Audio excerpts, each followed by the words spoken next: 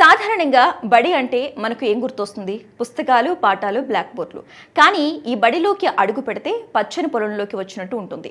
సిద్దిపేట జిల్లాలోని ఒక ప్రభుత్వ పాఠశాల ఇప్పుడు కార్పొరేట్ స్కూళ్లకు కూడా ఆదర్శంగా నిలుస్తోంది. ఇక్కడ పిల్లలు పెన్ను, పుస్తకమే కాదు పార కూడా పడతారు. తమకు కావలసిన కూరగాయలను తామే స్వయంగా పండించుకుంటారు. ఎలాంటి రసాయనాలు లేని స్వచ్ఛమైన ఆర్గానిక్ ఆహారాన్ని తింటున్నారు. అసలు ఈ ఆలోచన ఎవరికి వచ్చింది? పిల్లలు దీన్ని ఎలా రిసీవ్ చేసుకున్నారు? దీనివల్ల కలిగే లాభాలేంటి? ఆ స్కూల్లోకి వెళ్ళి చూద్దాం పదండి.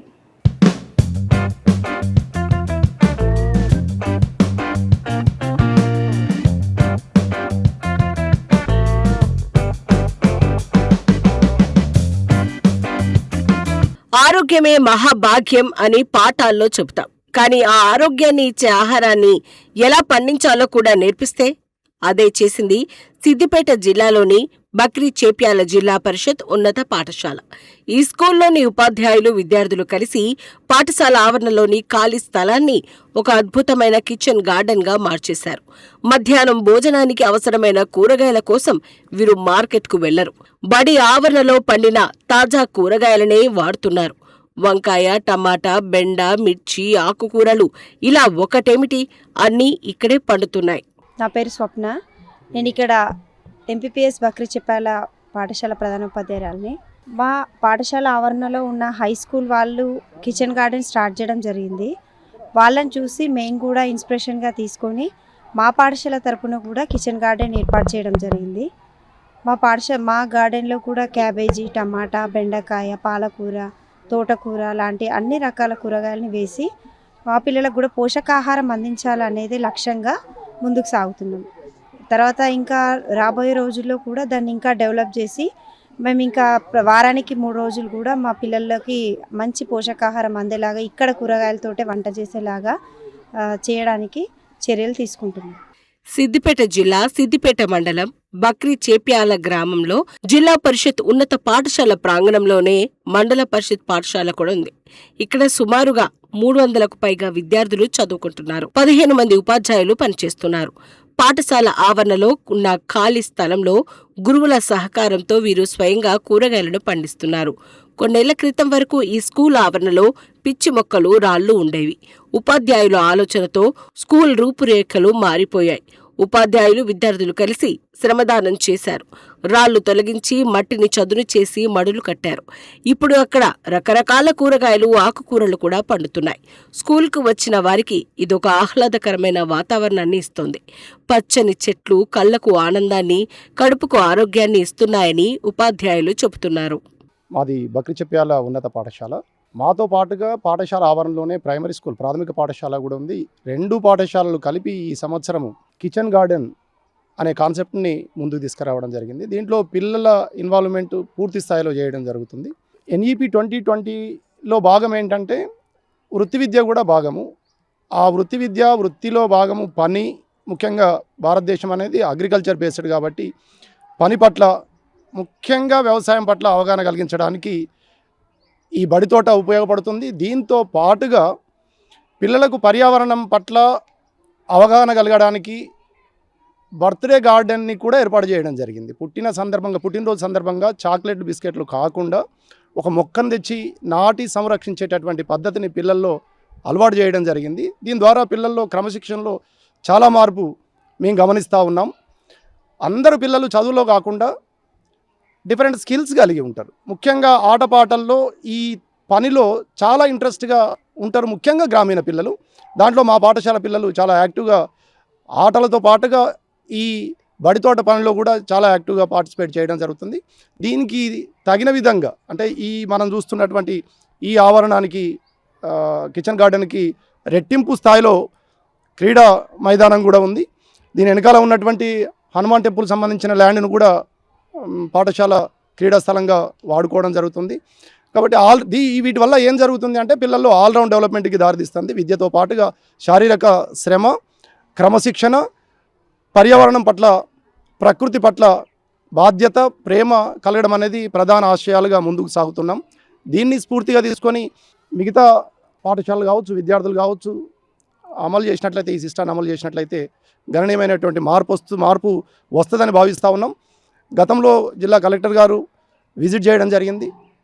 గౌరవ విద్యాశాఖ అధికారు గారు కూడా అప్రిషియేట్ చేయడం జరిగింది విజిట్ చేసి.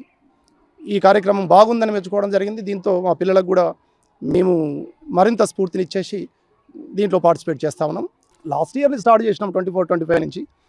24-25 ఇదంతా కూడా చెత్తతోటి లేదంటే వేరే చెట్లతోటి ఉండేది, అంతా నీట్గా చేసేసి ప్రారంభించినాము. ఈసారి కిచెన్ గార్డెన్ని ఈ లెవెల్ తీసుకొచ్చినాము.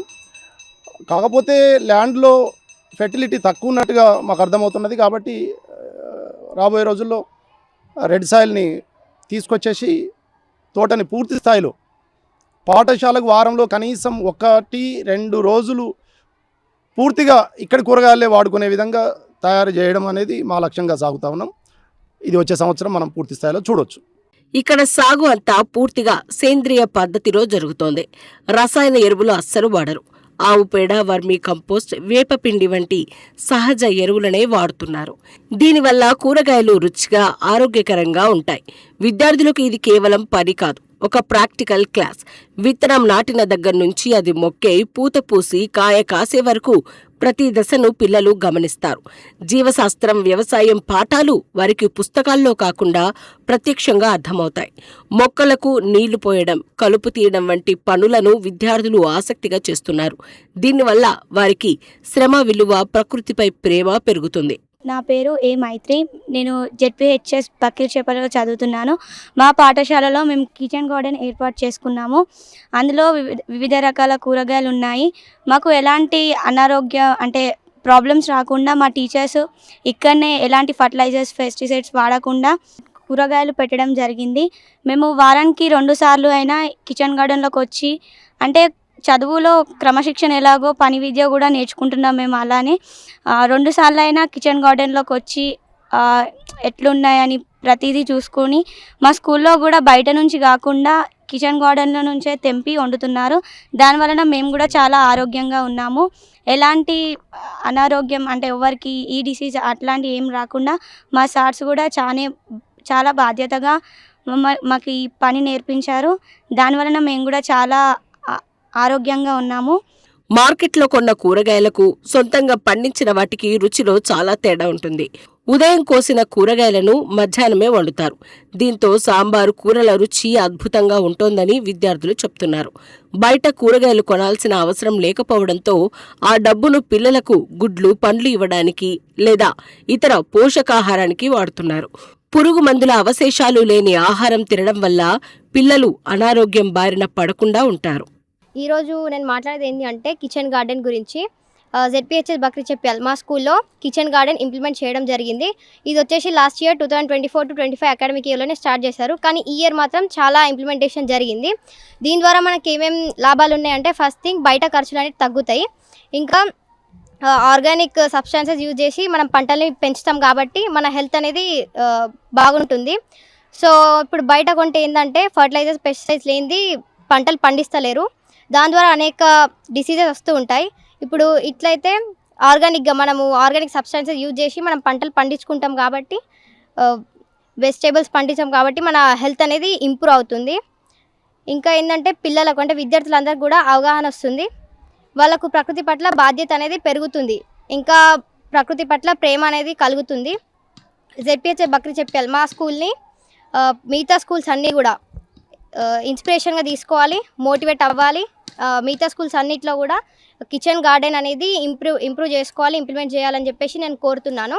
మీరు కూడా స్టార్ట్ చేయండి. దీంతో మనకు చాలా లాభాలు ఉన్నాయి.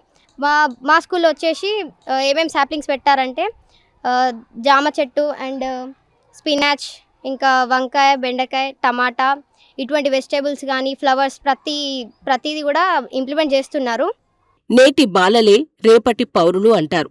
ఆ పౌరులకు వ్యవసాయం గొప్పతనం తెలిస్తే దేశం సుభిక్షంగా ఉంటుంది. ఈ పాఠశాల చేస్తున్న ఈ ప్రయత్నం రాష్ట్రంలోని ప్రతి ప్రభుత్వ, ప్రైవేటు పాఠశాలకు ఆదర్శం. కొంచెం స్థలం, కొంచెం మనసు ఉంటే బడిని కూడా పచ్చని పొలంగా మార్చవచ్చని వీరు నిరూపించారు.